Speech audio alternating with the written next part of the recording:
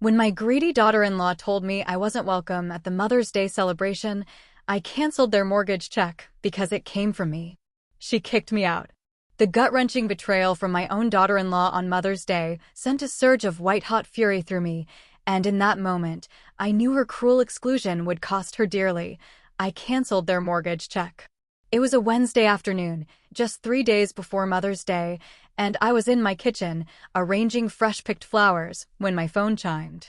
Fiona's name flashed across the screen, and that familiar, sickening knot of dread immediately tightened in my stomach. When my daughter-in-law contacted me, it always did. I opened the message. Barbara, Thomas, and I have decided to keep Mother's Day intimate this year. Just immediate family. Hope you understand. Immediate family. The words sliced through me like shards of glass. After 5 years of marriage to my son, Fiona still didn't consider me part of their immediate family. I reread the text 3 times, my fingers trembling. I gripped the edge of the counter, fighting for steady breath. For 3 long years, I'd been helping them with their mortgage payments, $1,600 a month. That money stretched my retirement savings thin, but I'd gladly given it to help them establish themselves, to give Thomas the foundation I'd always wanted for him. Then my phone rang. It was Thomas. "Mom," he started, his voice strained in that way it always was when Fiona was nearby. "Did you get Fiona's message?" "Yes," I managed, keeping my voice eerily even. "I was just wondering what immediate family means if not your mother." A pause. I heard muffled murmuring, no doubt Fiona in the background. When he returned, his voice was firmer. "Fiona's parents are coming over. We thought it would be nice to have just the 4 of us this year." The betrayal stung, sharp and unexpected. "I see," I replied. "So I'm not considered immediate family, but her parents are." "Mom, don't make this difficult," Thomas sighed. "Fiona thinks. We think it would be better this way. You and Fiona have been tense lately." Tense? What a polite way to describe how my daughter-in-law rolled her eyes whenever I spoke. How she accidentally left me off family email chains. How she'd made thinly veiled comments about my clothes, my hair, my opinions. "Will you still need the mortgage check this month?" The question slipped out before I could stop it. "Of course," Thomas responded, too quickly. "Why wouldn't we?" I closed my eyes, feeling something deep inside me shatter. "Just checking," I said. "I'll mail it tomorrow." After we hung up, I sat at my kitchen table, staring at the check I'd already written. 3 years of checks. 3 years of inviting them for Sunday dinners they rarely attended. 3 years of birthday and Christmas gifts acknowledged with obligatory thank you texts. 3 years of watching Fiona slowly erase me from my son's life. That evening, Fiona texted again. "Just so you know, we're having a proper Mother's Day celebration with my mom. I hope you're not too upset about our decision. It's just that Thomas and I feel more comfortable this way. You can sometimes be a bit overwhelming." Overwhelming? The word echoed in my mind as hot tears burned my eyes. Was it overwhelming to love your child? To want to be part of their life? I picked up the mortgage check again, my finger tracing its edge. Then, with a clarity I hadn't felt in years, I tore it in half. Then quarters. Then eighths.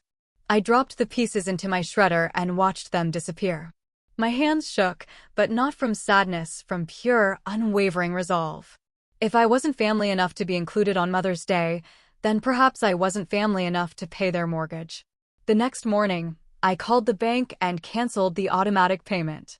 The customer service representative asked if there was a problem. "No," I said, my voice steadier than it had been in months.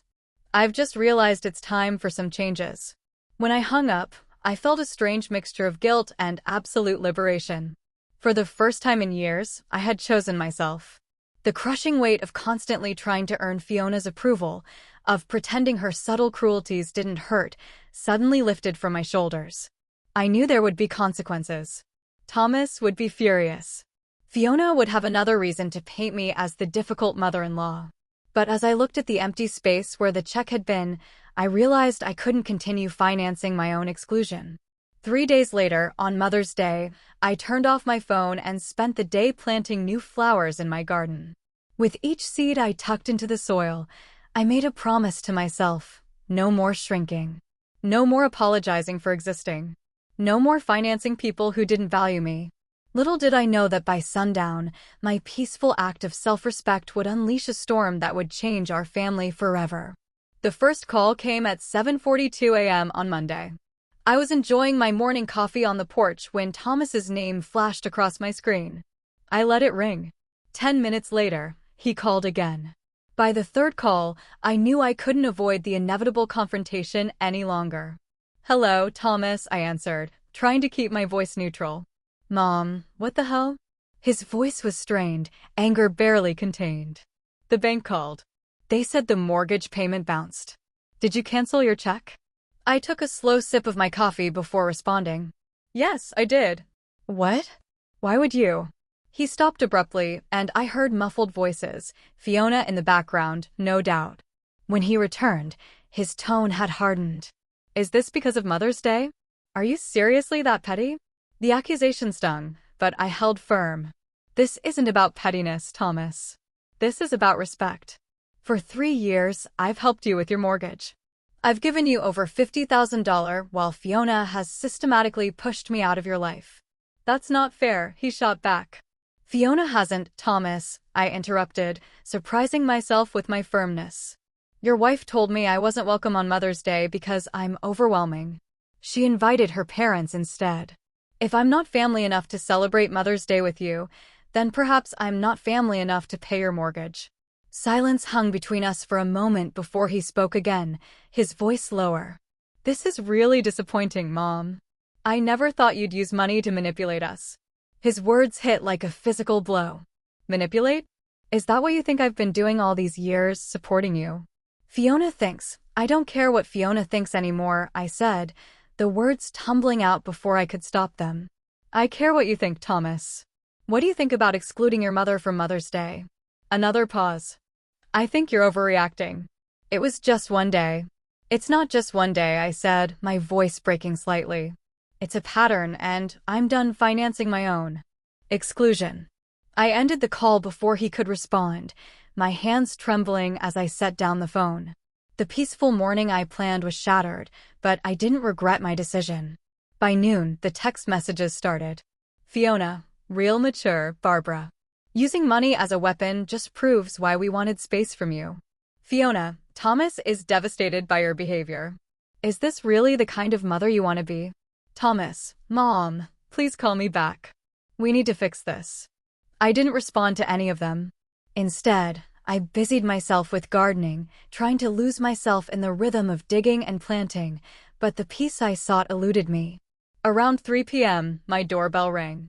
I peered through the peephole to see Thomas and Fiona standing on my porch, both looking thunderous. Taking a deep breath, I opened the door. "We need to talk," Thomas said, brushing past me without waiting for an invitation. Fiona followed, her eyes scanning my living room with thinly veiled disdain. "Yes, we do," I agreed, closing the door and turning to face them. "Would you like some tea?" "We don't want tea," Fiona snapped. "We want an explanation and for you to fix this mess you've created." I looked at my son, searching his face for any sign of the boy I'd raised, the one who once brought me dandelions and called them flowers, who held my hand at his father's funeral and promised we'd always take care of each other. All I saw was a man who couldn't meet my eyes. "I've already explained," I said calmly.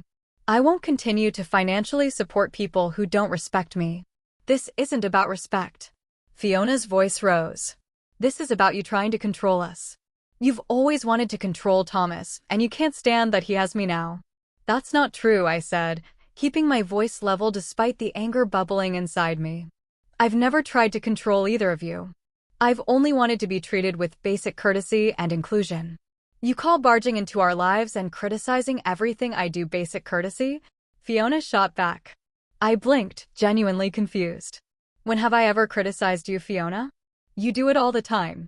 The way you look at our house, how you ask about our finances, your comments about my cooking. I've never said a negative word about your cooking." I protested. "You don't have to say it. It's your expression, the way you pick at your food." I turned to Thomas, desperate for him to see reason. "Thomas, you know that's not true." He shifted uncomfortably. "Mom, you can be critical sometimes. Maybe not directly, but..." His words trailed off, and I felt a chill settle over me. This was what Fiona had done. Twisted my actions, reframed my words until even my own sons saw me as the villain in their story. I think you should both leave, I said quietly. Not until you agree to reinstate the mortgage payment. Fiona demanded. Look at her. Really look at her. And suddenly, I saw everything clearly. The subtle manipulation, the way she'd positioned herself between Thomas and me, the calculated effort to isolate him from his family. No, I said. The word carried the weight of years of silent acquiescence. The answer is no. You'll regret this. Fiona hissed, grabbing her purse. Come on, Thomas. She's made her choice. Thomas hesitated, looking torn. Mom, please. We can work this out. Yes, we can, I agreed. But not like this. Not with threats and accusations. Fine, he said finally, his shoulders slumping in defeat. Have it your way. As they left, slamming the door behind them, I didn't cry. Instead, I felt a strange, calm certainty settling over me. The worst had happened. My son had chosen his wife over me, and I had survived. What I didn't know then was that the real battle was just beginning. That evening, my phone buzzed with a notification. My sister had tagged me in a Facebook post. With trembling fingers, I opened it to find a lengthy message from Fiona, detailing how I had abandoned my son in his time of need. How I was using money to control him. How I had always been jealous of their relationship. The family war had gone public. By the end of the week, I had 37 missed calls, 62 text messages, and countless social media notifications. Fiona's post had spread through our extended family like wildfire, with people taking sides without even hearing my version of events. I'd turned off my notifications, unable to bear the constant judgment. My sister, Janet, was the only one who called to hear my side. This doesn't sound like you, Barb, she'd said. What really happened? After I explained, she sighed deeply. I always thought there was something off about Fiona. Too perfect, too polished. I just don't understand how Thomas can't see it, I said, my voice breaking. He's always been such a good judge of character. Love blinds people, Janet replied. And manipulators like Fiona are experts at isolation. It's textbook. Her words stayed with me as I tried to go about my days. Textbook manipulation. Was that what I'd been experiencing all these years? On Saturday morning, I found myself pulling boxes from the attic, photo albums, holiday cards, old emails I'd printed. I spread them across the living room floor, creating a timeline of my relationship with Thomas and Fiona. The change was subtle but unmistakable. In the first year after they started dating, Thomas called me several times a week. We had Sunday dinners regularly. He brought Fiona to family gatherings, and though she was never warm with me, she was polite. Then came their engagement. The calls became less frequent. Sunday dinners dwindled to once a month, then special occasions only. Thomas began to cancel plans last minute. I found a Christmas card from 3 years ago, the first Christmas after they were married. Mom, we're so blessed to have your support. Love you always, Thomas and Fiona. The same year, they asked for help with the mortgage, claiming they were struggling to make ends meet. I pulled out my financial records next, the mortgage payments, $1,600 each month. But there were other expenses too. Helping with their car insurance, paying for home repairs, covering the property taxes last year when they claimed they were short. All while Fiona posted pictures of their new furniture, their weekend trips, the designer clothes. She just couldn't resist. I'd seen the posts and felt uneasy, but I dismissed my concerns. They were young, enjoying life. I wanted Thomas to have the things I couldn't give him growing up as a single mother. But now, looking at it all laid out chronologically, a pattern emerged that I couldn't ignore. My phone rang, interrupting my thoughts. An unknown number. Against my better judgment, I answered. Barbara, it's Claire, Fiona's sister. I stiffened. Claire and I had met only a handful of times at family gatherings. She'd always seemed uncomfortable around Fiona, staying on the periphery of conversations. Claire, I said cautiously. How did you get my number? From Thomas's old contact list. Look, I don't have much time, but I saw Fiona's Facebook post and I couldn't stay silent. Something in her voice, a tremor of fear perhaps, made me pay attention. What do you mean? Fiona's done this before, Claire said, her words coming in a rush. With our stepfather. She manipulated our mother into thinking he was controlling and negative, always criticizing. Mom eventually asked him to move out. It tore our family apart. I sank onto the couch, my heart pounding. Why are you telling me this? Because I've seen how she isolates people, twists their words, creates false narratives, and then she uses them, financially, emotionally, however she can, until they're not useful anymore. My mind raced back to all the subtle comments, the way Fiona would rephrase my words when telling Thomas, making innocent questions sound like criticism. There's more, Claire continued, her voice dropping to almost a whisper. Check Thomas's email if you can. 3 months ago, Fiona was planning a surprise anniversary party for you both. Thomas asked me to help, but then suddenly it was cancelled, and Fiona told everyone you had declined the invitation, saying you were too busy. My throat tightened. I never received an invitation. I know, Claire said. Because there never was one. Fiona made it up. Told Thomas she'd called you, that you weren't interested in celebrating with them. Tears burned my eyes as pieces started falling into place. Forgotten invitations, misunderstood conversations, times when Thomas seemed hurt by something I supposedly said or did. Why would she do this? I asked, though I already suspected the answer. Control, Claire said simply. And your money. She continued, Thomas mentioned once that you helped them with the mortgage. Is that true? Yes, I admitted. For 3 years now. That explains a lot. Fiona's always looking for financial support. She did the same with our stepfather. Asked for money constantly, then turned around and told our mother he was trying to control her through his handouts. We talked for another 20 minutes, Claire filling in gaps in the narrative I'd been trying to piece together. When we finally hung up, I sat among the scattered evidence of years of manipulation, my mind reeling. I hadn't canceled that check out of pettiness or revenge.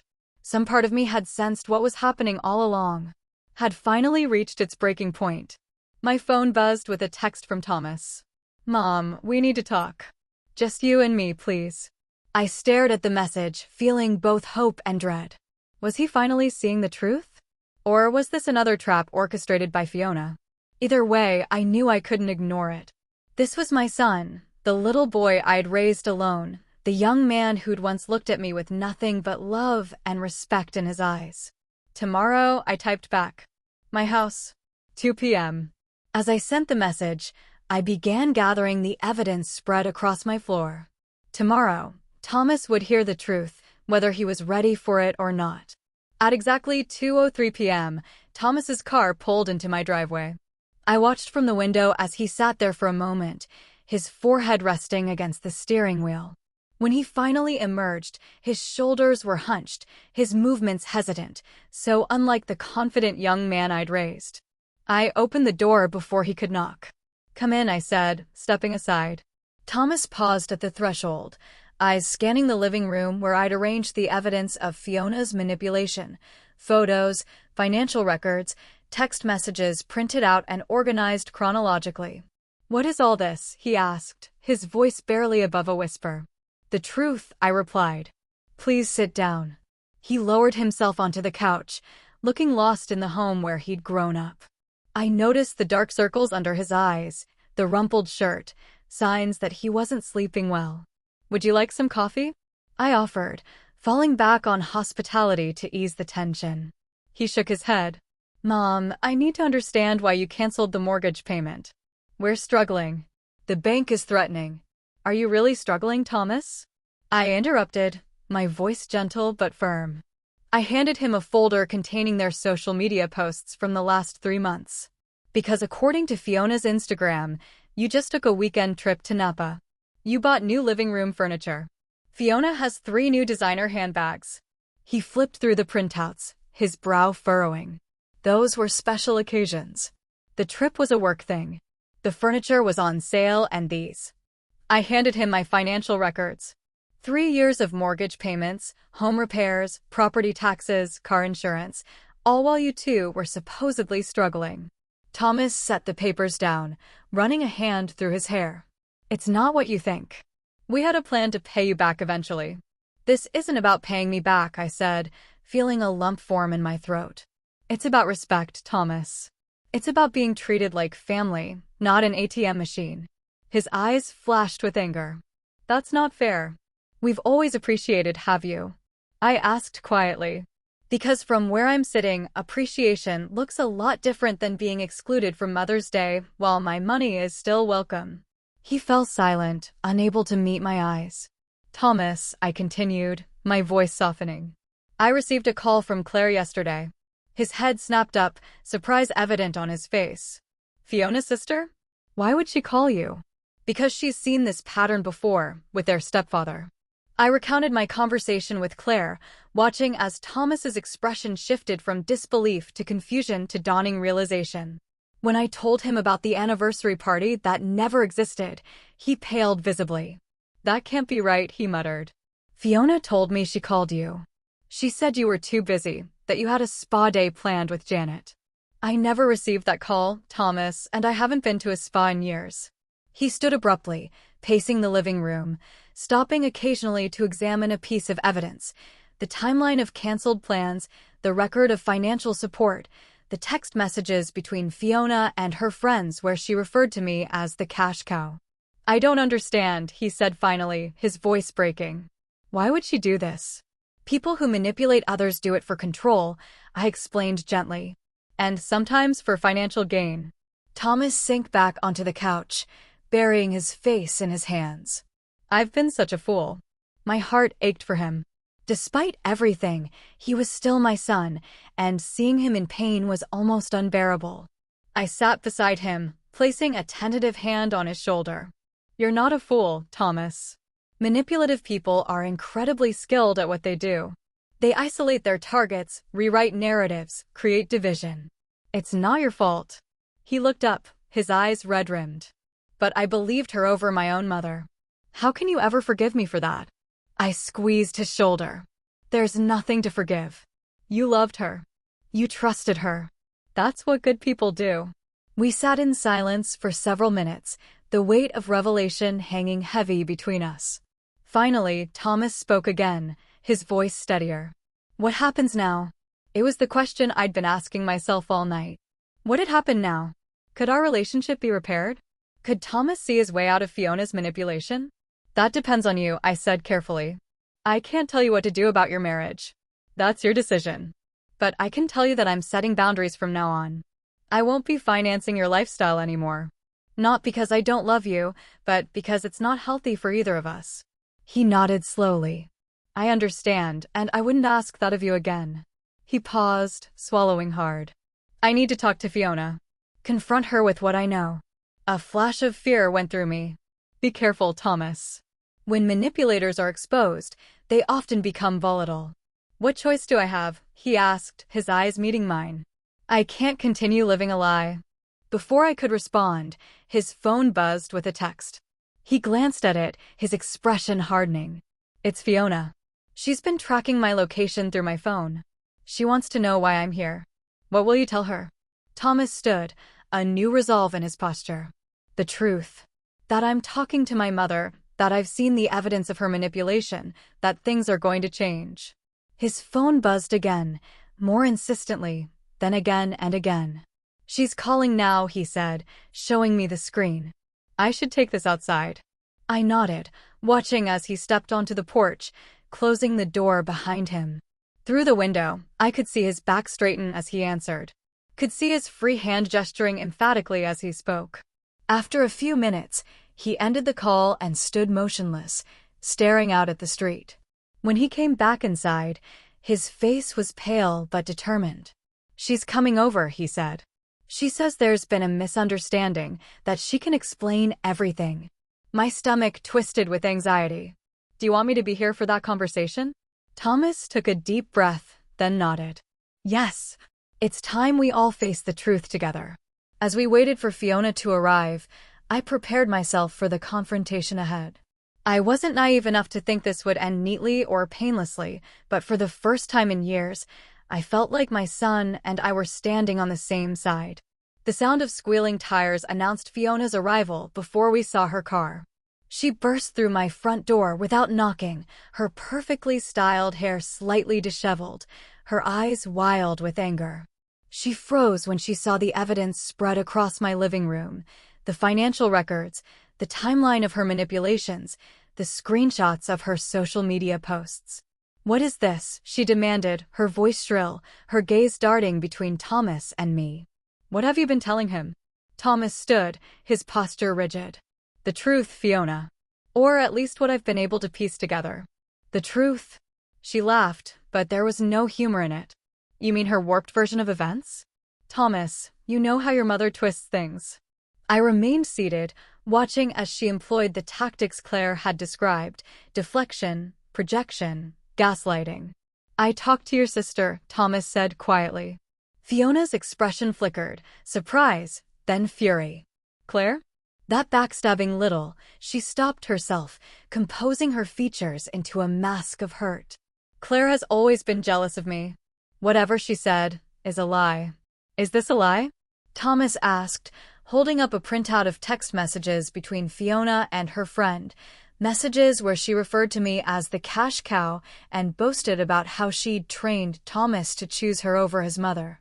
Fiona's face paled. "Where did you get those?" "Claire sent them to your mother. Apparently, you two share an iCloud account. She's seen everything, Fiona."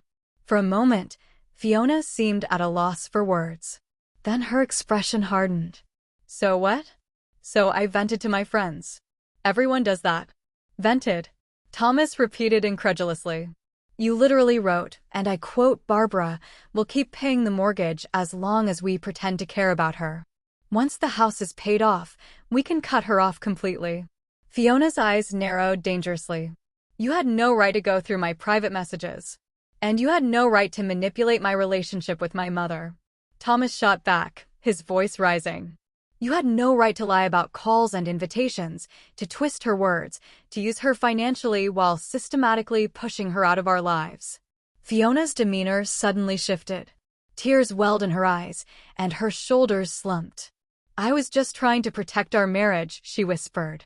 "Your mother has always hated me, always tried to come between us." I finally spoke up, my voice calm. "That's not true, Fiona. I welcomed you into our family. I supported you both financially and emotionally. All I ever wanted was to be included in your lives." She rounded on me, the vulnerable act vanishing as quickly as it had appeared. "You think your money gives you the right to control us? To dictate how we live?" "My mother never tried to control us," Thomas interjected. "She was helping us at our request. She canceled the mortgage payment." Fiona snapped. "If that's not control, what is?" "It's a boundary," I said simply. "One I should have set a long time ago." Fiona's face contorted with rage. "You've turned him against me," she hissed. "You and Claire and your lies." "No one needed to turn me against you," Thomas said wearily. "You did that yourself.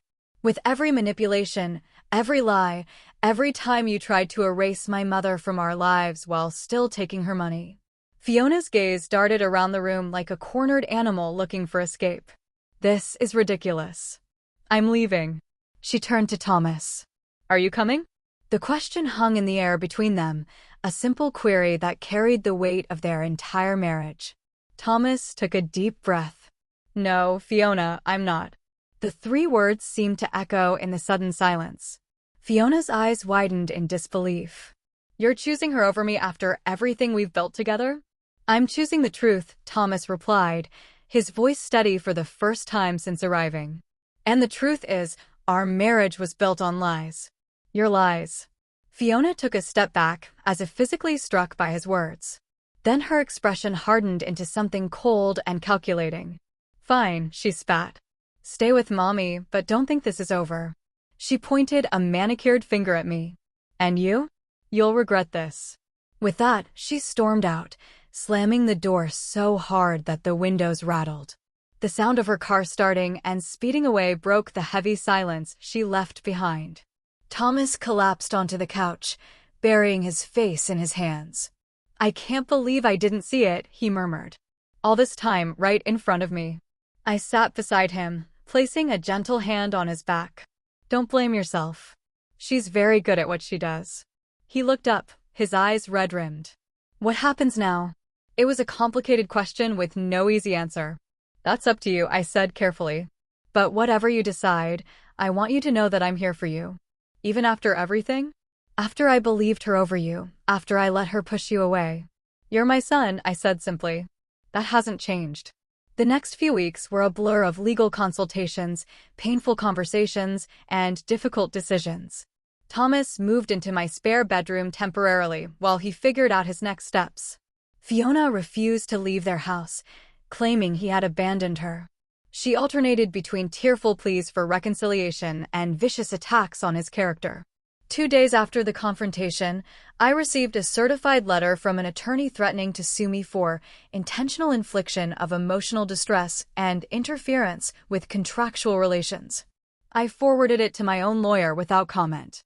A week later, Thomas filed for separation. The day after that, Fiona emptied their joint bank account. Through it all, I watched my son struggle to come to terms with the deception that had defined his marriage. Some days he was angry at Fiona, at himself, occasionally even at me for not being more forceful in my concerns about her. Other days he was consumed by doubt, questioning whether he was making the right decision. Maybe I should try to work it out, he said one evening as we sat on the porch. Marriage is supposed to be forever, right? Marriage should be based on trust and mutual respect, I replied. Only you can decide if those things can be rebuilt. He was quiet for a long time after that. The next morning, he called a divorce attorney. The most painful moment came when Fiona began spreading rumors among their mutual friends. According to her, Thomas had cheated on her. I had orchestrated their breakup out of jealousy. We had conspired to leave her destitute. Some believed her. Thomas lost friends he'd had since college. People crossed the street to avoid him in the grocery store. The church they'd attended together asked him to find another congregation until the situation was resolved. I never knew she could be so vindictive, Thomas said, stunned by the backlash. When manipulative people lose control, they often lash out, I explained. They need to rewrite the narrative to make themselves the victim. As painful as it was to watch my son weather these storms, I saw him growing stronger each day, more certain of his decision, more aware of the manipulation tactics that had once blinded him. 1 month after filing for separation, Thomas received a text from Claire, "Stay strong. The truth always comes out eventually." 2 days later, we discovered what she meant.